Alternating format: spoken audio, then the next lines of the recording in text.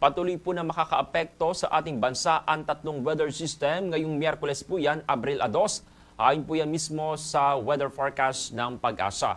Apektado po ng Intertropical Convergence Zone or ITZZ ang Southern Mindanao na magdudulot yan ng mga maulap na kalangitan at kalat-kalat na mga pag-ulan. Samantala, ang northeasterly wind flow ay magdadala naman ng mga bahagyang malamig na panahon at maulap na papawirin na may mga kasamang mga pag-ulan sa parte po ng Batanes, Cagayan, Apayao, Isabela at Aurora.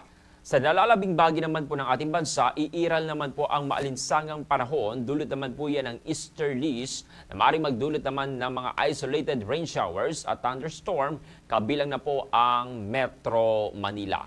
Dagdag pa rito, ang frontal system naman ay nakakaapekto rin sa silangang bahagi naman ng Northern Luzon. Kaya't asahan po ang maulap na kalangitan at mga pag-ulan sa mainland Cagayan, Isabela at Apayao.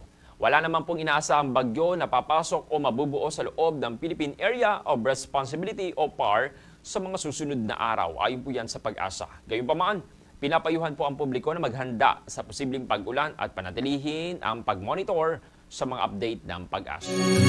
Good morning, Batangas.